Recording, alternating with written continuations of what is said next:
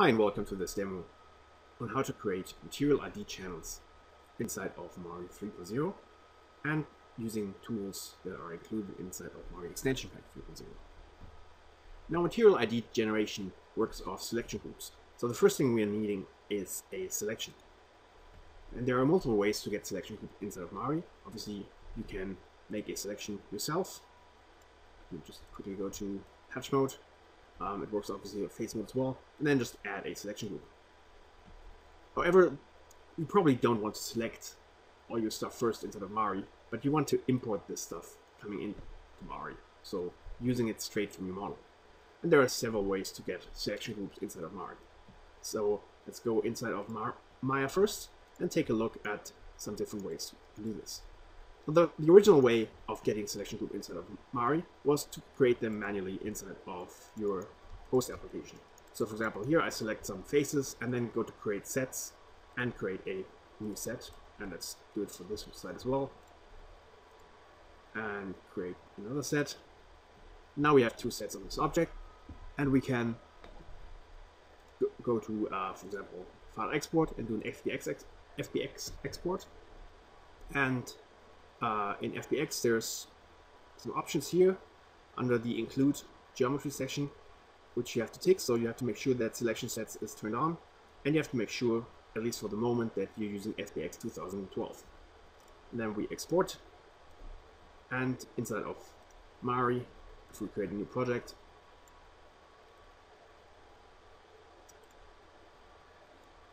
we will choose this, and let's use it as is, and click OK.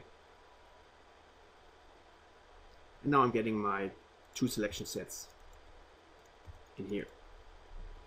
Now a new way inside of Mari 3 is to actually use material IDs. So on this cube I have assigned different materials to different faces.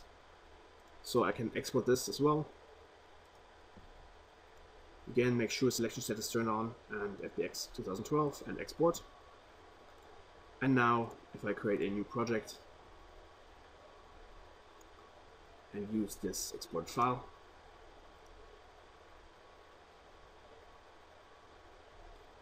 I'm getting all my different shader assignments in here. And a bit of a third way is just to export either Fbx or ABC, so Lambic file, multiple objects, and then on loading of the project, you can specify if you want to create different selection sets for different objects in your file. So these are kind of the 3 or 4 ways to get selection sets inside of Mari. So now that we have our selection groups inside of Mari, how do we go about creating material IDs from them? With Extension Pack 3, I've added a new tool, which is called Create Material ID Channel from Selection Group, and you can find it in the Selection Group palette just at the bottom here, this icon, or you can access it via the scripts selection group, material ID from selection group action. So we get presented with this dialog where we can select the selection groups you want to take into account, and then we just add them to the list to create an ID for. You can specify a channel down here, and it can be a new channel or one that already exists. Specify the resolution for the ID channel, and then you have the two options to create the IDs as ID color or as mask. First, I'm going to create it just as a mask, and then we just take a look what happens. Now I have my material ID channel in here, and if we take a look inside of the layer dialog, the layer stack, you can see I have one mask created per selection group. So from there on, for example, you can use the pinned layers to access them over and over. But let's take a look at, let's get rid of this first, and let's step back to the selection groups and then generate these selection groups again, but this time we're using the ID color. So now we have, this was actually real time, so it's actually pretty fast. Now we have some selection IDs. You can always, if you don't like the colors, you can kind of repeat this.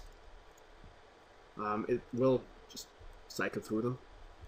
So you can try to get better ID colors if you're not happy with them. At the moment, you cannot assign manually ID colors. That's hopefully something that will change in the future. But now we have an ID channel. So what do we do with it now? There's two main ways inside of Mari to use ID channels at the moment. The first thing is you can use this, for example, in a mask stack and add a color to mask on top. So you can find that under the adjustment layers, color to mask. Unfortunately, Mari is a bit anal about how to do this, so I'm just going to disable this first, and then pick a color. And now I have this part as a mask. If I want to pick another one, I need to unfortunately disable this at the moment. No, then we have a nice mask that we can flatten down. The other way that is actually part of extension pack as well is using the node graph and the material regions. So for example, in the material region system, we have under each material region, we have a material region ID section down here.